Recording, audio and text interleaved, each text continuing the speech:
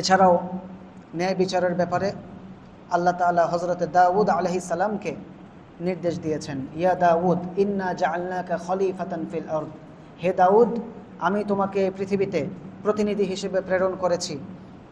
ফাহকুম বাইনান নাসি বিল হক, তুমি মানুষের মধ্যে সত্যরূপে ন্যায় বিচার করো। আল্লাহ তাআলা আল্লাহর নবী দাউদ আলাইহিস সালামকেও ন্যায় বিচারের ব্যাপারে কঠোর নির্দেশ দিয়েছেন, ওয়ালা তাত্তাবিউল হাওয়া, এবং তুমি খেয়াল খুশির অনুসরণ করো না। সুতরাং নবীদেরকেও খেয়াল খুশির অনুসরণ করার কোনো সুযোগ ছিল না। আর যারা ন্যায় বিচার করবে ওই ন্যায়পরায়ণ শাসকদেরকে আল্লাহ তাআলা কিয়ামতের ময়দানে আল্লাহর আরশের ছায়ার নিচে আশ্রয় দিবেন। এছাড়াও আরেকটি হাদিসে উল্লেখ আছে, عن عبد الله بن عمرو بن العاص رضي الله تعالى عنهما أنه قال قال رسول الله صلى الله عليه وسلم إن المقسطين عند الله على منابر من نور عن يمين الرحمن, যারা ন্যায়পরায়ণ শাসক তারা আল্লাহ রাব্বুল আলামিনের ডান দিকে থাকবে আলোকিত মিম্বরে বসে। এই যে এটাকে মিম্বর বলা হয়, আসন, এই ধরনের সিংহাসনে কিয়ামতের ময়দানে আল্লাহর ডান পাশে ন্যায়পরায়ণ শাসকরা বসে থাকবে এবং সেগুলো হবে আলোকিত মিম্বর। কারা সেই মিম্বরে বসার সুযোগ পাবে? হাদিসে বলা আছে, আল্লাযীনা ইয়াদিলুনা ফি হুকমিহিম ওয়া আহলিহিম ওয়া মা ওয়ালু, যারা তাদের বিচারে, তাদের পরিবারে, তাদের নেতৃত্বে, কর্তৃত্বে এবং নেতৃত্বাধীন ব্যক্তিবর্গের ব্যাপারে ন্যায়নিষ্ঠ ছিল, তারাই সেই ধরনের ওই সমস্ত ন্যায়পরায়ণ শাসকরাই আল্লাহ রাব্বুল আলামিনের ডান দিকে আলোকিত নূরান্বিত মিম্বরে বসার সুযোগ পাবে।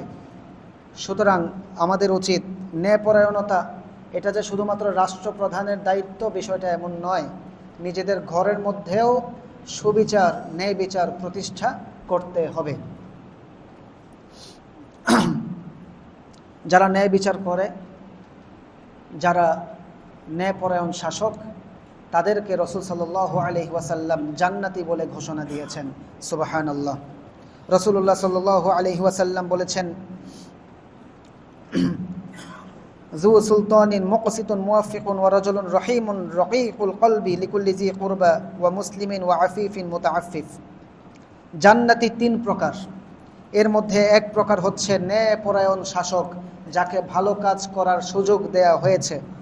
দ্বিতীয়ত, যারা আত্মীয় স্বজন এবং মুসলিমদের ব্যাপারে দয়ালু এবং অনুগ্রহ প্রদর্শনকারী, তারাও হচ্ছে জান্নাতি। এবং 3 নম্বরে, যে ব্যক্তি গরিব হওয়া সত্ত্বেও ভিক্ষাবৃত্তি থেকে বিরত থাকে, সেও হচ্ছে জান্নাতি। এভাবেই আল্লাহ রাব্বুল আলামিন এবং রাসূলুল্লাহ সাল্লাল্লাহু আলাইহি ওয়াসাল্লাম কোরআন হাদিসের বিভিন্ন জায়গায় ন্যায়পরায়ণ শাসকদের ফজিলত, মর্যাদা, গুণাবলী ইত্যাদি বর্ণনা করেছেন। তাহলে আমরা বুঝতে পারলাম ন্যায়পরায়ণ শাসক তিনি, যিনি কোরআন সুন্নাহর আলোকে শাসন কার্য পরিচালনা করেন।